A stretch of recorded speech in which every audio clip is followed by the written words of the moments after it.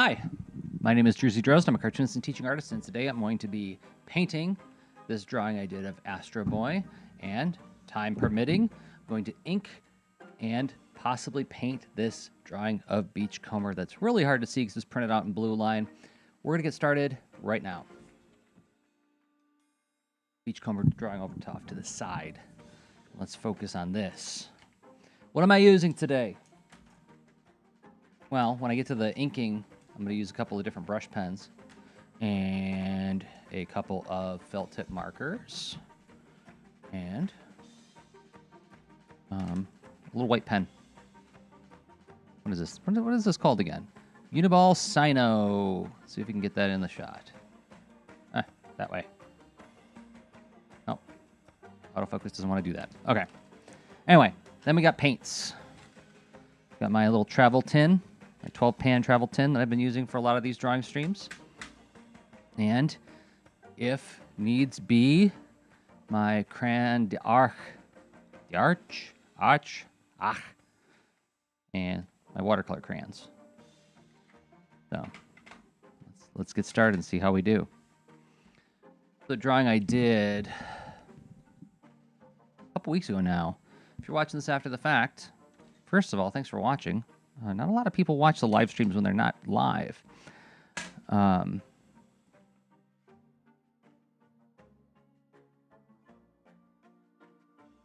But, yeah, I mean, from your perspective, as somebody who is watching after the fact, does it matter that I did this so long ago? No, it does not. From your perspective, if you watched me inking the Astro Boy drawing a few weeks ago, or in the previous video, and so what? If you're interested in the canonical story,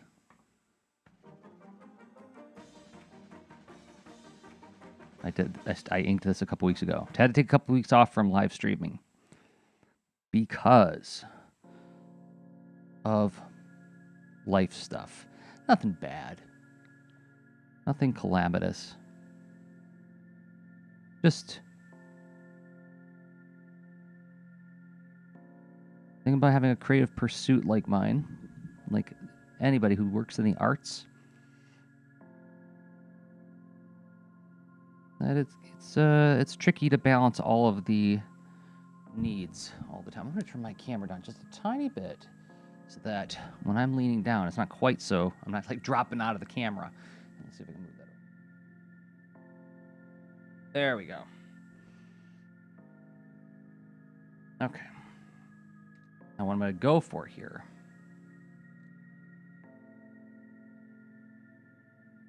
Blend a little bit of green, because I want the sky to blend from this bright yellow to a blue and then a purplish red in the sky. That's what I was thinking when I was looking at the ink drawing. Like, what colors am I going to use on this?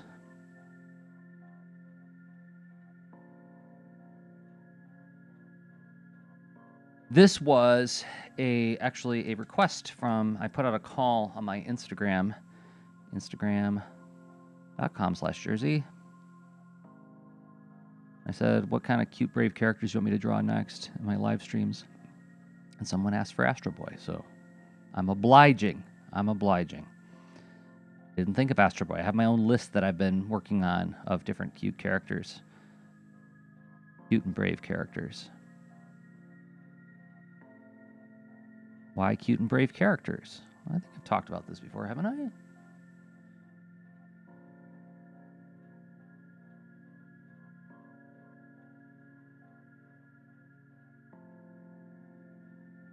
Something about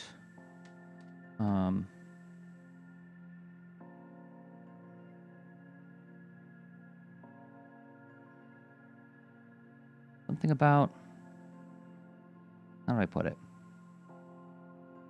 I think, as usual with me, it always comes back to being really in touch with what it felt like to be 11.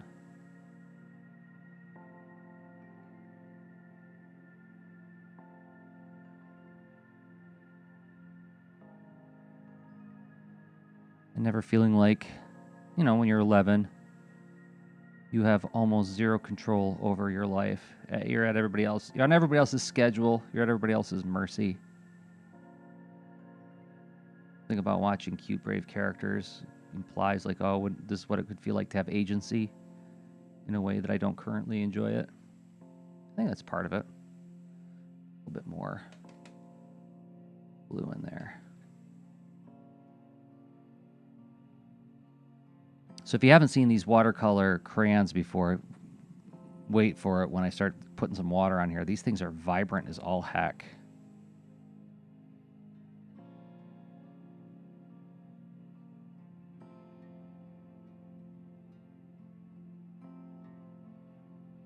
Then to top it off, I'm going to put this reddish purple on the top.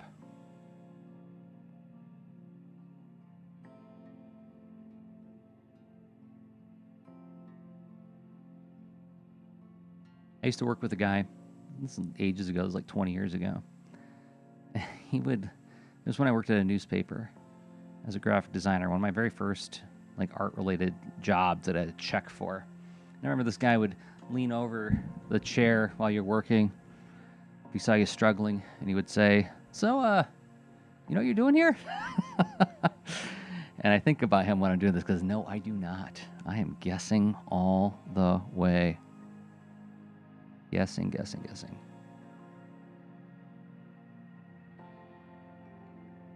Should be a bigger brush. See, there's the first guess I got wrong.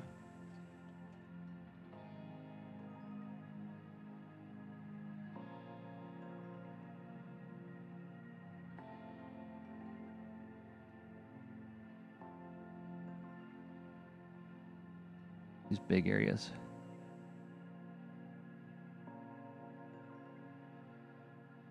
Good and wet. Oh, hey, getting water everywhere. And dripping all over my stuff. And getting it all over Astro Boy. Being sloppy. Jeepers. Right out of the gate and making a mess.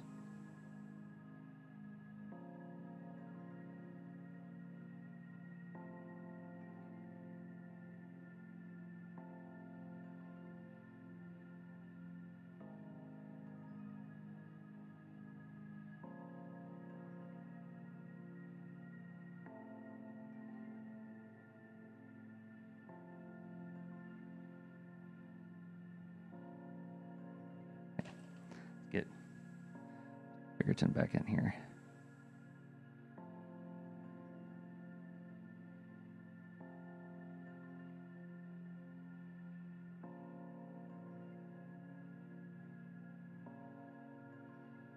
Okay, where do I put you?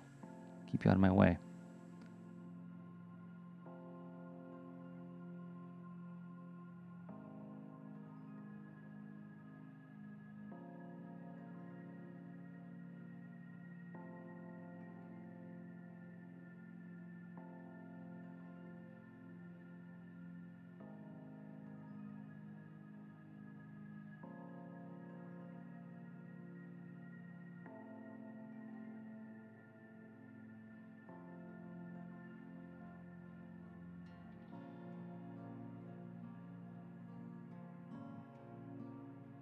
I think that's coming through on the video is like just how bright these paints are once you start applying water to them. It's bananas to me.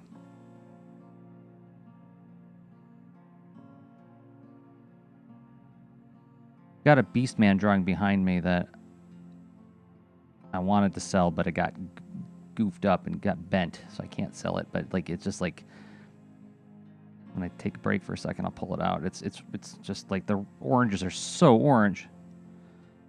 Almost looks like those new Origins He-Man figures, like the bright color scheme on them.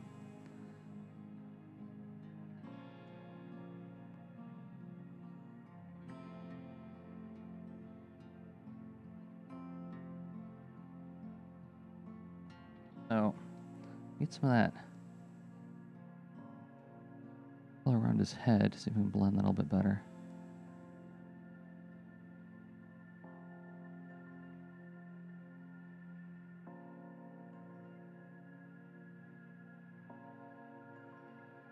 Well, that turned out about as good as I can get it. I might maybe put in a little bit more purple on the top when I'm done. But let's table that for now. Put you back. This was the brushes. Break out my little brush, do an paint Astro Boy real quick, and now I'm going to use my regular paints. Got some purple.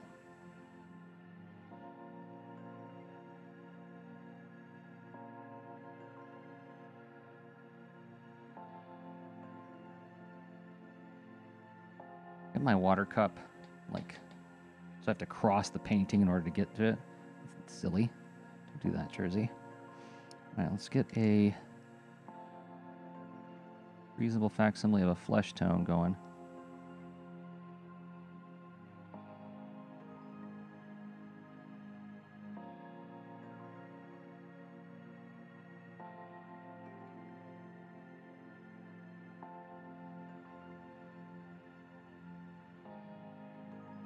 And testing. That is much. That's too dark.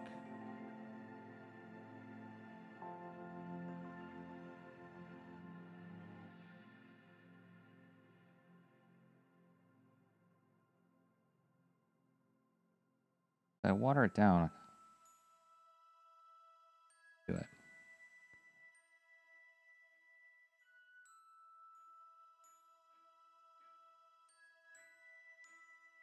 Now I can stand to be a little darker.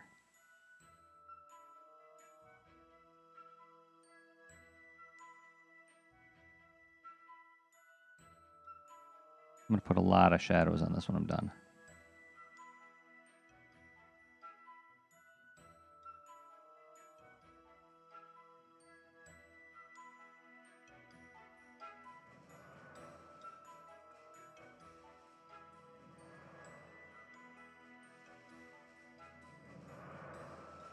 I haven't painted anything in weeks, and I have missed it. I gotta look up an image of Astro Boy real quick. I don't know what color his boots are.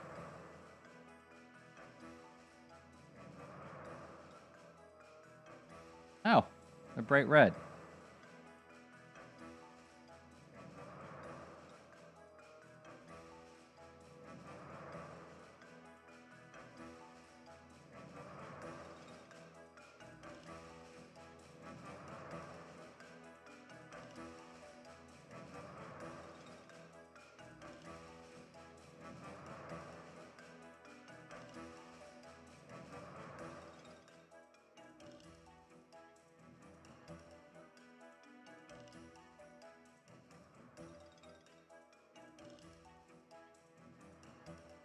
Get that yellow, mix it in.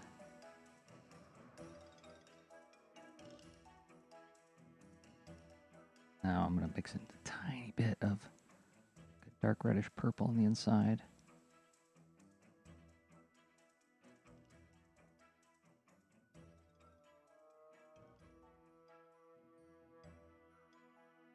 Green belt.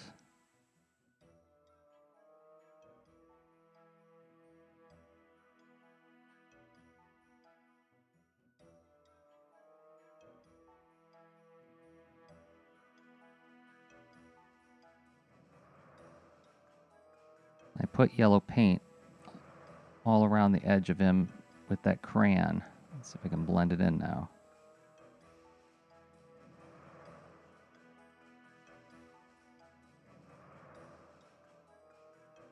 Whoops, whoops, whoops. See what happens when you get too little hasty?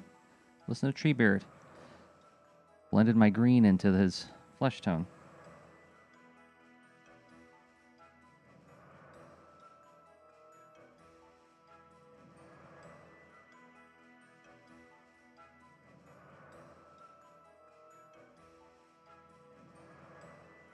Now for the dark purplish red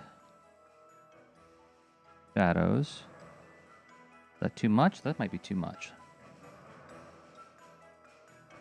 That might be just right.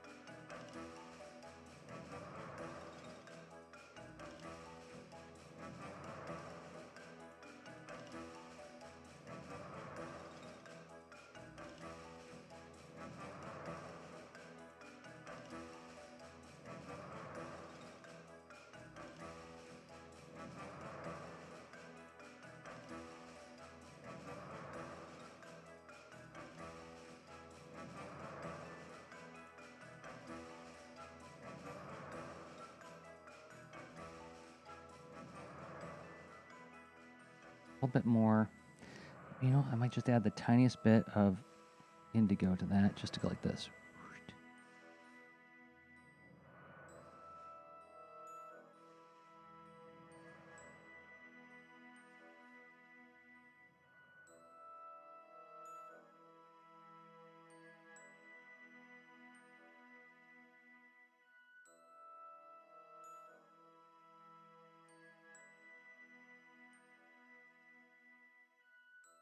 There, starting to come along.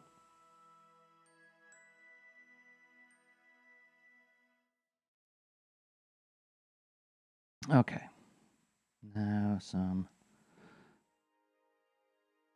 there.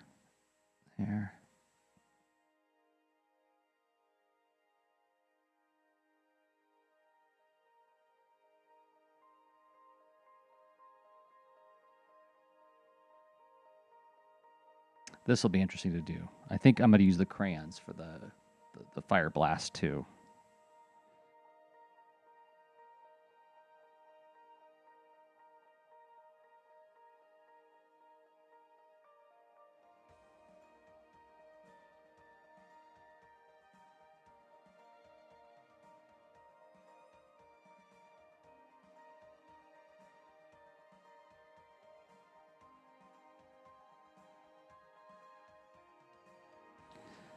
So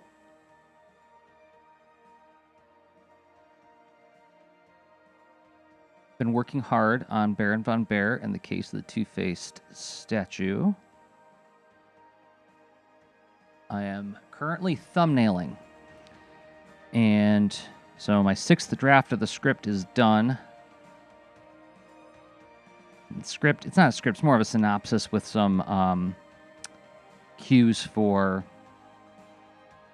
some bits of dialogue that I liked. I don't really try to finalize the dialogue at this stage. I'm discovering it as I do the thumbnails often. And things that I'll have suggested in the synopsis will get changed pretty dramatically when I get to the thumbnails. So, like, the thumbnails are another draft of the story. But I've figured out most of the actions, the things that happen, and a few of the general ideas of what the characters are saying. The thumbnails level, I'm figuring out how to show those actions, figuring out like the visual rhythms of it, and also taking another swing at the dialogue, figuring out like, well, can I express the character's motivations a little bit more clearly? Can I come up with something that's funnier than that? That kind of thing.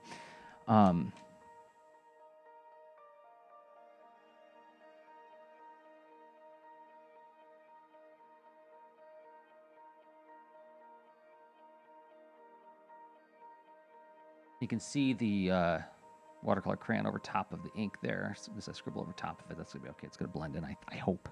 I hope. You know what you're doing here? No. I'm in this lovely bit right now of making the book where the excitement is still very fresh. I'm only almost 40 pages into the thumbnailing, so it's very new. And I'm getting that sort of excitement out of the idea of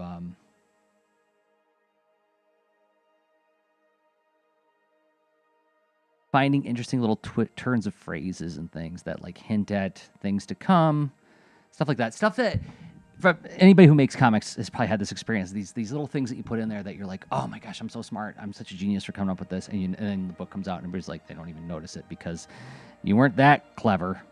You weren't that subtle. But it still feels good. And I'm dwelling on it because I know that there's going to be plenty of times coming up where the feelings aren't so good, where it starts to feel like I'm lost, where it starts to feel like I think I might put the browns in with these paints. Well, let's just go in there and do this then. Let's do this.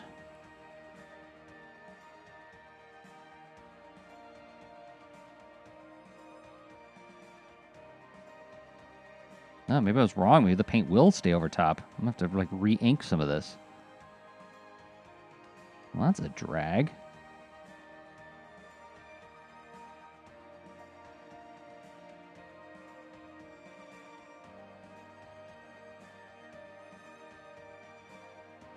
there's going to be lots of times coming up where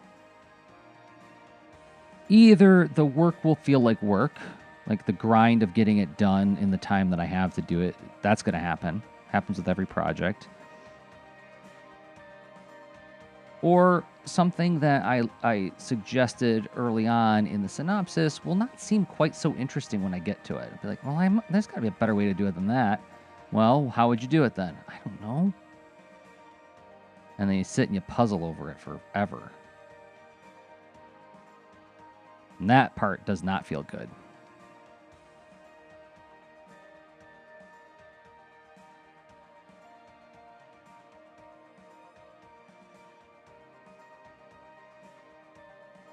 But it comes with the territory. I don't resent it, and I don't share that to in any way suggest that my existence is more difficult than anybody else's. As a matter of fact, I am leading a life of extraordinary privilege in that I get to draw this book.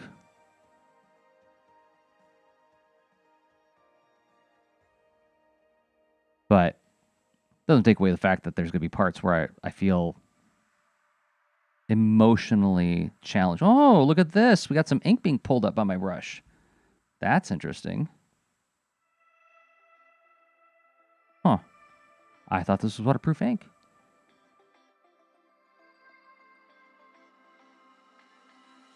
Maybe the paint's reacting with it in some way.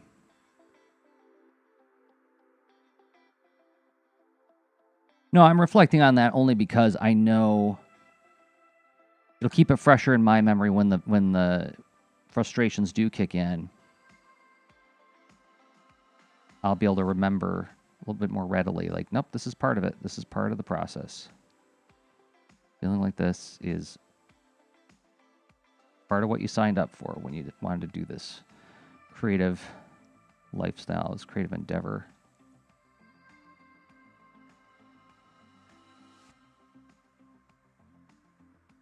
That doesn't look too bad.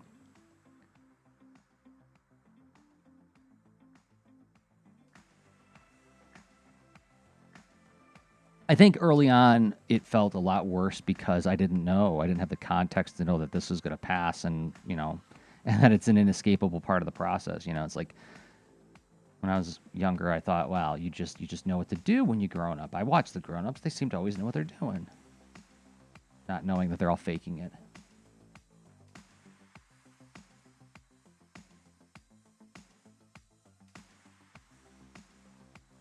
And so, like, when I got lost in the process and, like, literally abandoned projects sometimes, I remember thinking, like, oh, gosh, I failed. The truth was I was just in a yucky part of the process, and if I just stuck with it, I would have gotten through, and it would have been probably pretty okay.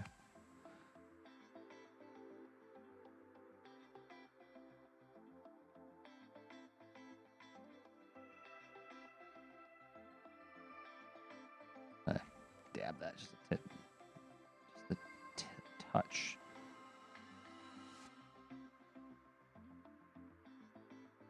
Okay, so now what I want to do is go in with some other colors. I'm going to like warm up this rocket blast just a tiny bit, and I'm going to put in some browns into this smoke.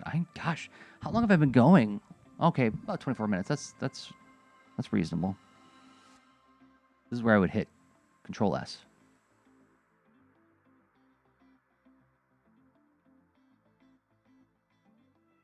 All right, brown, where are you, pal?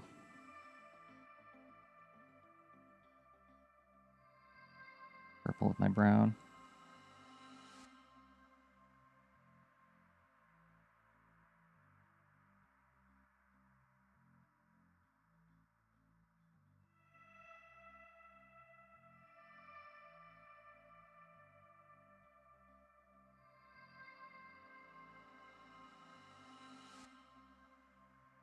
There we go, getting a little bit of depth to the rocket smoke.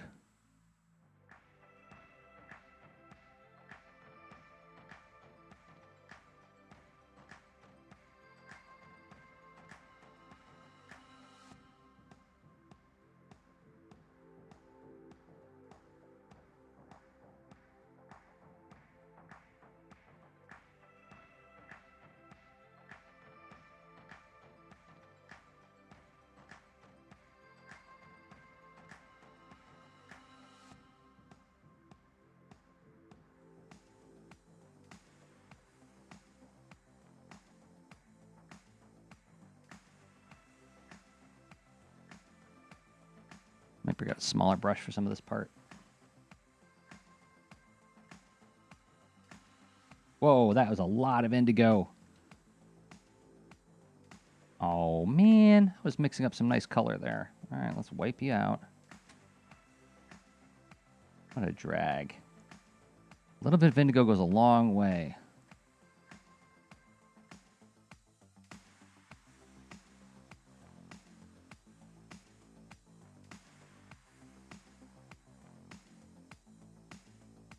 That's where I was.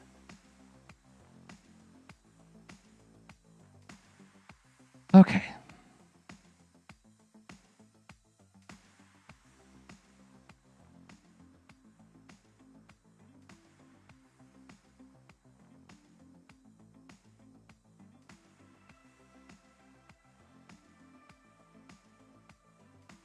Just trying to tap it just the tiniest bit.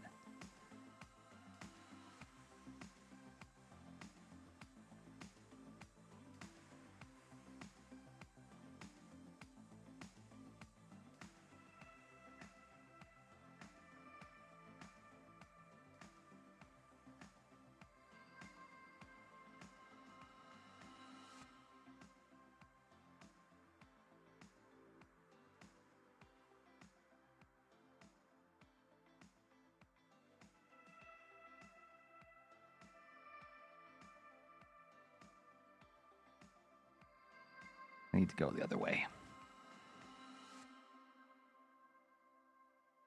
Come in like this.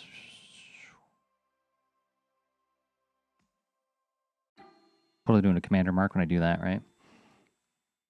Making sound effects while I draw.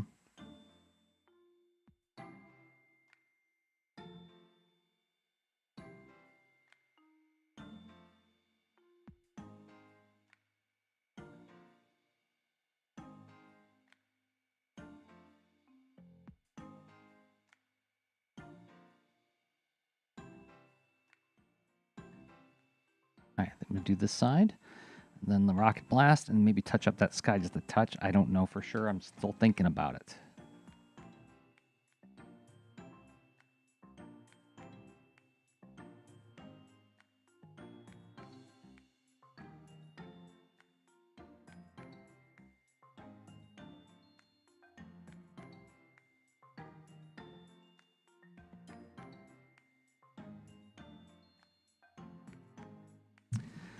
Need some more, mix up some more brown with the purple and this indigo.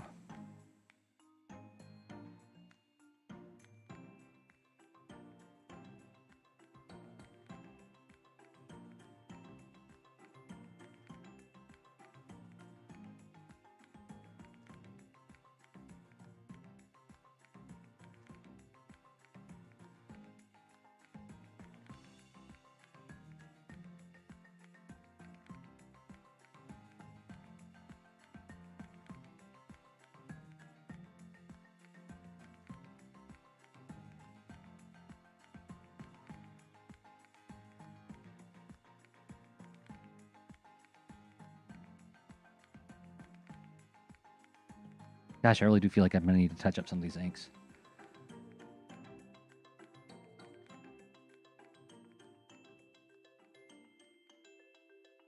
Which is a drag because it took a long time to ink this smoke.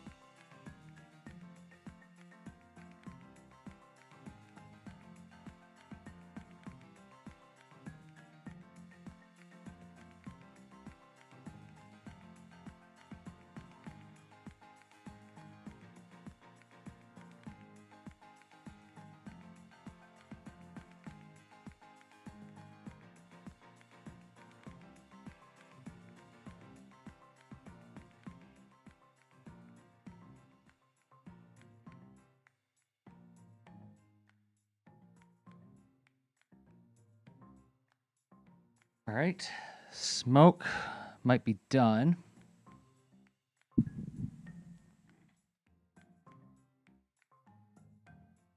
Get in there with some orange now on that rocket blast. I think I'm going to go in with, is this dry? This is pretty dry.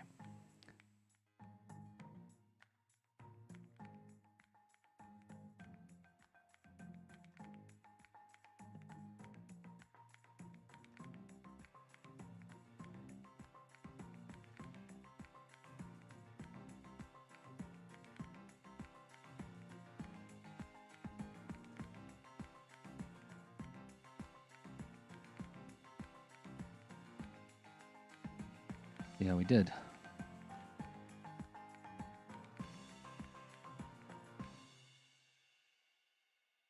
Ay, ay, ay. God, Jersey.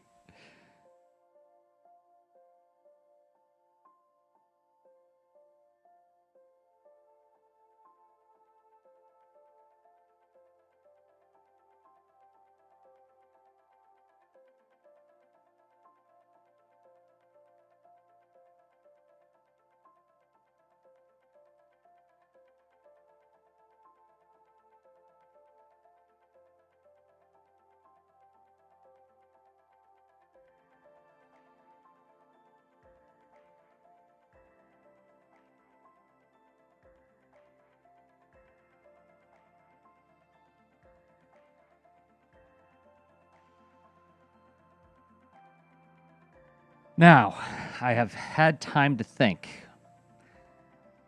about that sky and what I want to do about it. I want to put any more purple up there. Do I?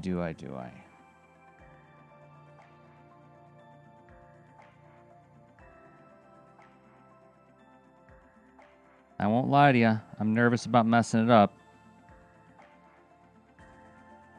Looking pretty okay so far.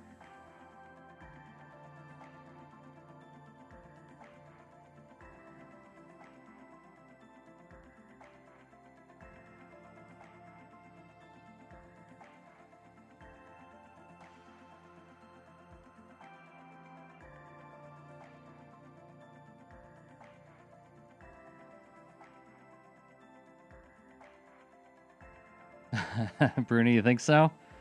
Think it needs a little bit more purple, a little bit more contrast up there? All right. See what I can do. See if I can avoid making a complete catastrophe of this. I'm going to go with my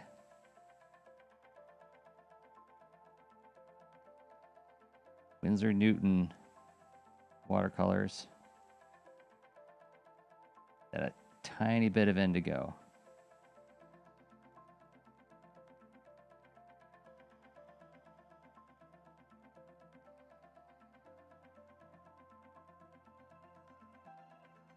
Okay, here goes nothing.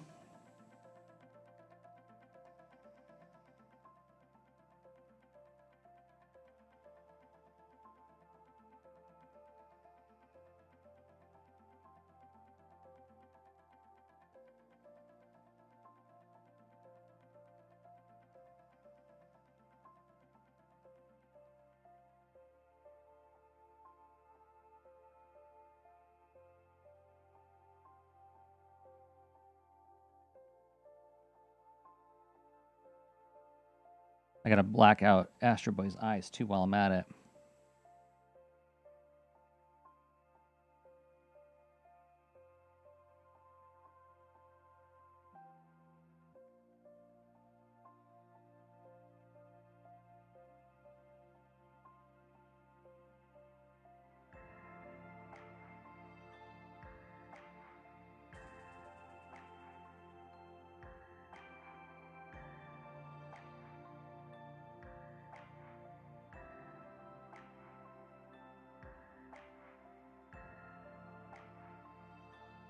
Get a little bit darker. I can add some stars in here when it's dry.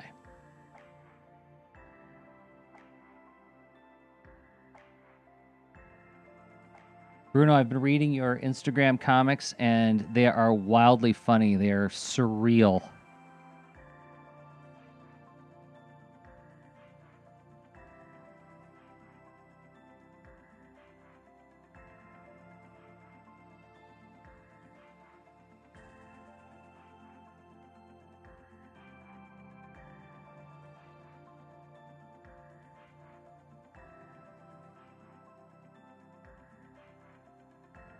I expected no less because, I mean, like, you are what I would call a Buddhist cartoonist.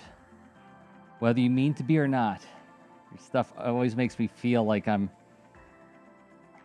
connecting with that existential truth that the Buddha tells us. I'm not my body, I'm the witness, and there's no witness either.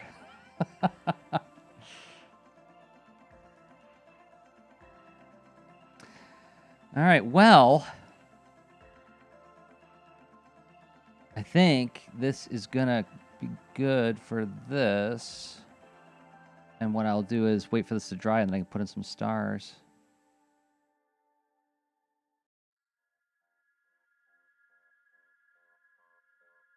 Up in the sky. But yeah. Now, let's see. What am I going to do next? Next, how much time I got? I have 20 minutes. Can I ink a drawing in 20 minutes? Maybe. Drawing. Put this aside to dry. Then we got this. Well, thank you for giving me the encouragement to do it, Bruno, because I was standing on the ledge going like, I don't know, dude.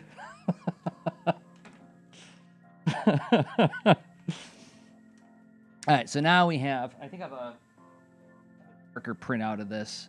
This is the pencils. This is a character from the Transformers named Beachcomber, and he is the Autobot geologist who would much rather be hanging out in nature and talking with birds than, literally talking with birds, than going into battle. So print it out much later, and I'm going to go ahead and start inking it now while I wait for that to dry. And then this will be the drawing that I paint next week. So, oh, the fun of ellipses.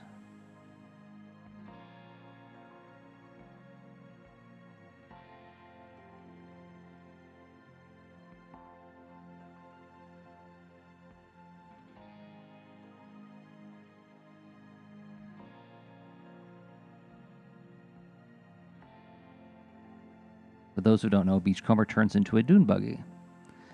So as a kid, I was never really into his character that much because, I mean, I showed up at Transformers for like the big loud personalities and the robot combat, sort of the what would you call it? The moral conflict between two opposing worldviews.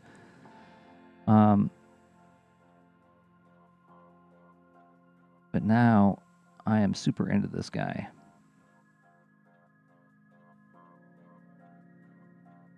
I was doing my podcast 4 Million Years Later, which you can find at 4millionyearslater.com, where a buddy and I are watching one episode of the Transformers cartoon a week and then talking about what we saw. And I do a lot of story analysis of like what I think the writers were after, why I think this is appropriate for this particular age group, how this work influenced me as an author. And we got to this episode where Beachcomber finds this golden lake, and which is, like, turns out to be a rare element that can be used for battle and arming yourself, giving yourself protection against laser fire. And he immediately tries to hide it because he knows that it's in this beautiful little valley full of nature, plants and animals, and he knows that if the Autobots and Decepticons discover it, all those lives are going to be in danger. And I remember as a kid feeling like, it's okay. He likes animals, whatever. But I watch it now, I'm like, God, I'm so glad that I was exposed to this as a child.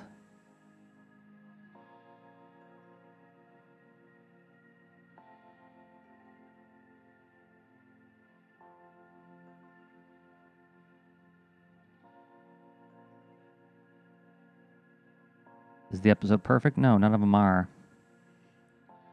But one of the reasons I like that project is exploring how people who are basically writing a daily commercial for toys, found ways to make things that were still healthful and useful to children. They weren't just hacking it in.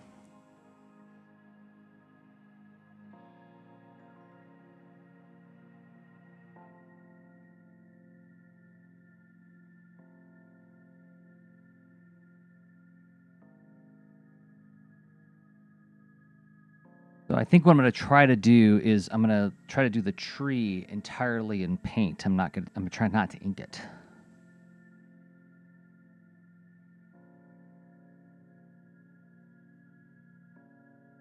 I got my felt tips for this part.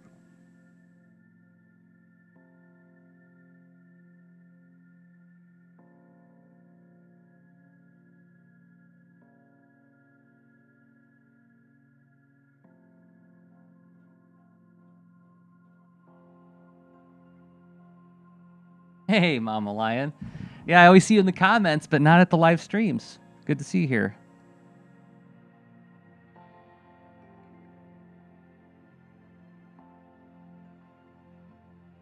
Yeah, Beachcomber, I was just talking about this. Like, it was one of the characters that, like, as a child, I never really was super excited about.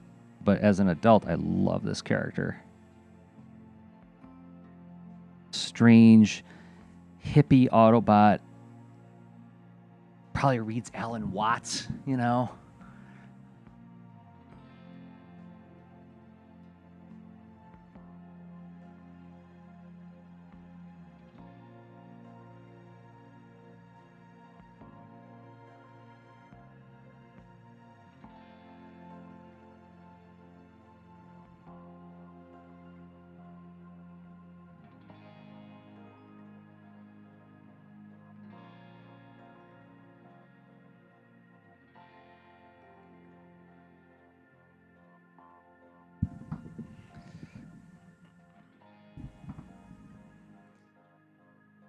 Yeah, I agree. I've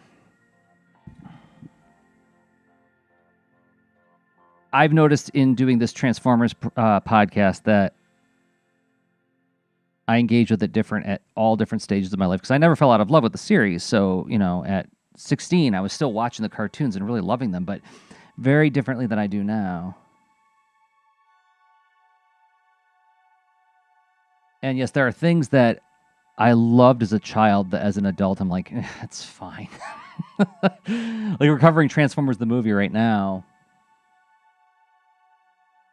And one of the things that I'm remembering as we're rewatching it is like what got me so jazzed as a 13-year-old was that, my God, they're killing all these characters and there's swears, right? It's like there's murder and swears. This is for grown-ups.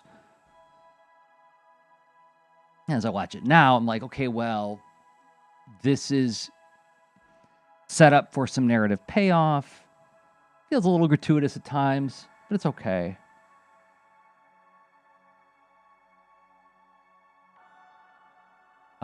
Also, as a child, loved the character of Spike. As a teen, hated Spike. As an adult, kind of want to marry Spike.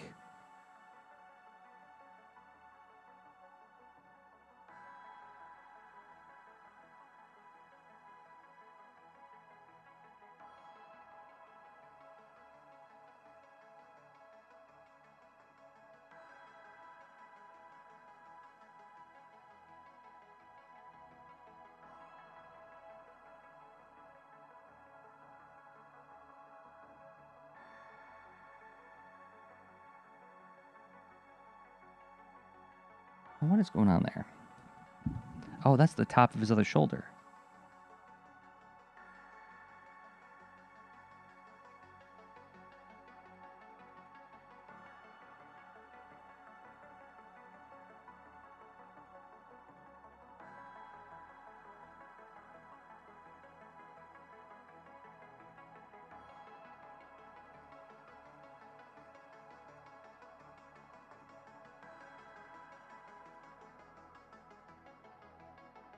How much time I got? 15 minutes.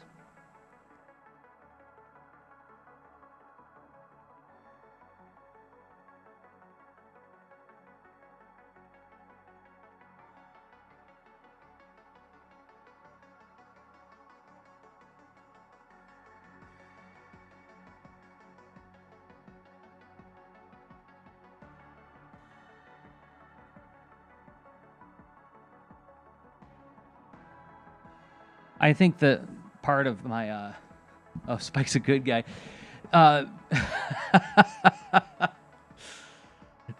I think that tracks for me as well. The idea that like middle school me, oh gosh, middle school, it's such a race to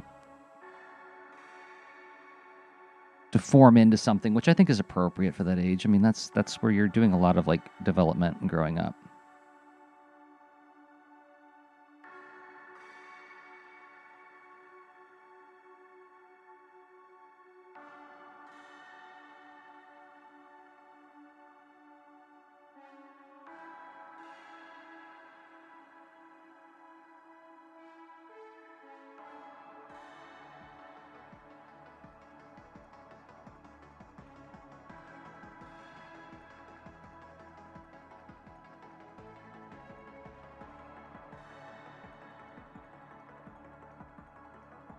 I guess that's something else that like I didn't expect to come out of doing a podcast about the Transformers cartoon is really connecting with and thinking a lot about reflecting on how different I've been as a person throughout the different stages of my life.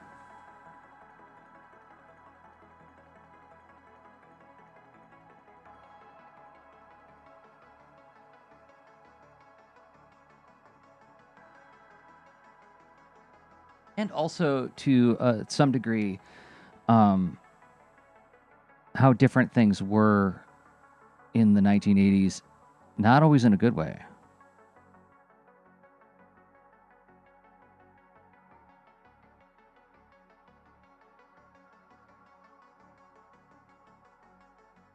All right, time to his face.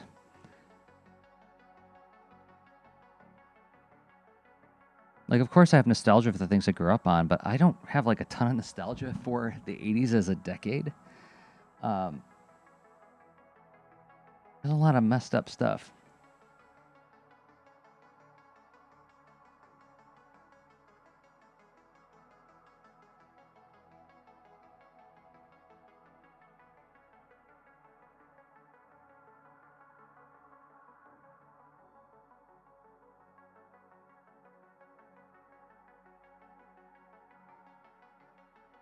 Beachcomber has a very specific kind of mouth, and I didn't want to mess it up, and I'm glad I didn't.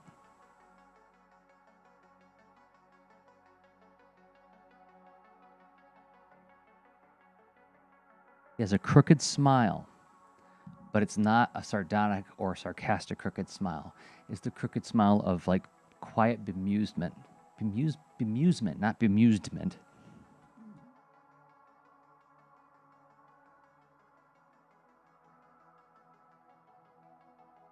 And part of that is Alan Oppenheimer's performance, of course.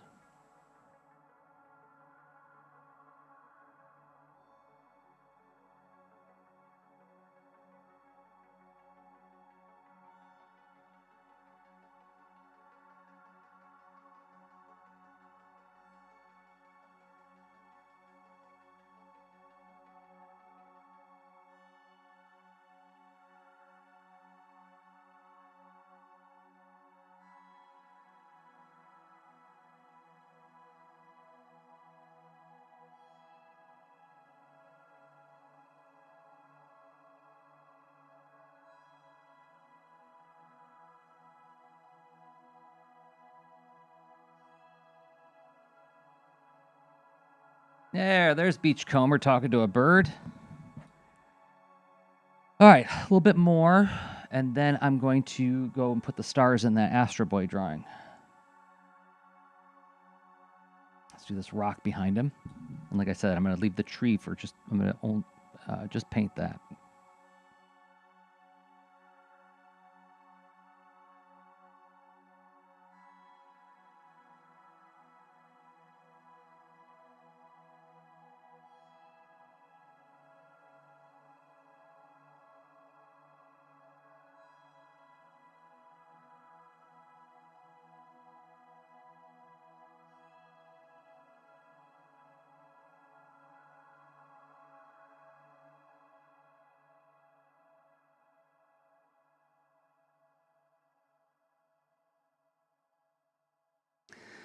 So there's Beachcomber. Well, thank you, Mama Lion. I'm glad. Yeah, the music is actually like I sort of made it with an app called Filmstro where you can basically make your own soundtracks. They have like this pre-recorded thing. You just like move different levers to like pull up some parts and pull down some parts. So it's basically looped music that you can like alter to make it sound like it's been composed in some way. Filmstro is what it's called. And thank you, Chris. Yeah, I dig drawing the robots in fluid poses. What's going on there? The Beachcomber's hand.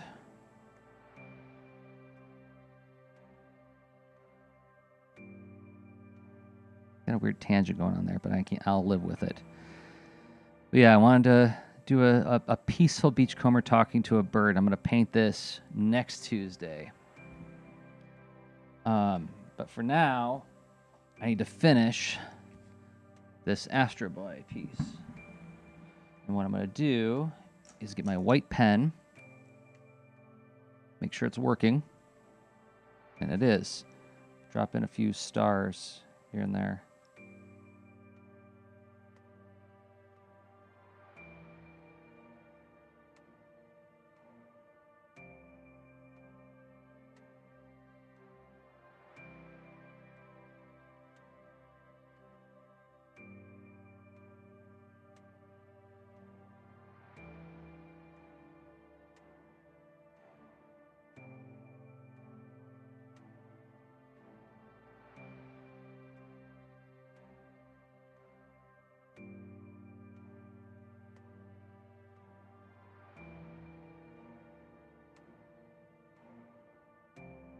This is how I used to do it in the old days.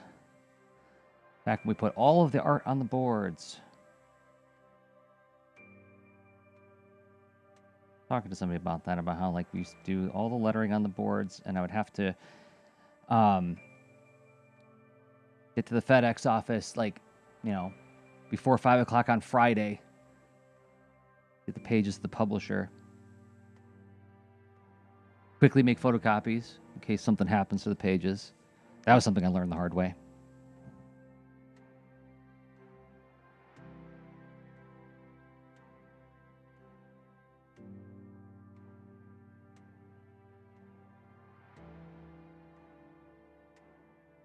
Put a little bit of white just underneath his arms here. Oh, make sure that this is dry before you start rubbing your hand over top of it, Jersey. I'm sorry.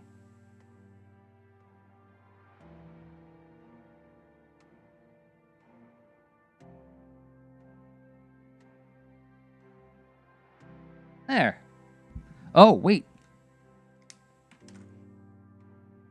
Going off the Astro Boy comics illustrations. Oh, for corn's sake. I keep on...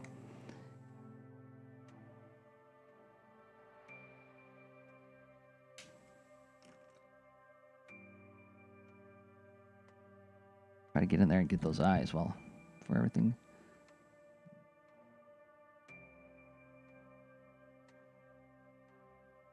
There's that. What else was I going to do? Was I going to do one more thing?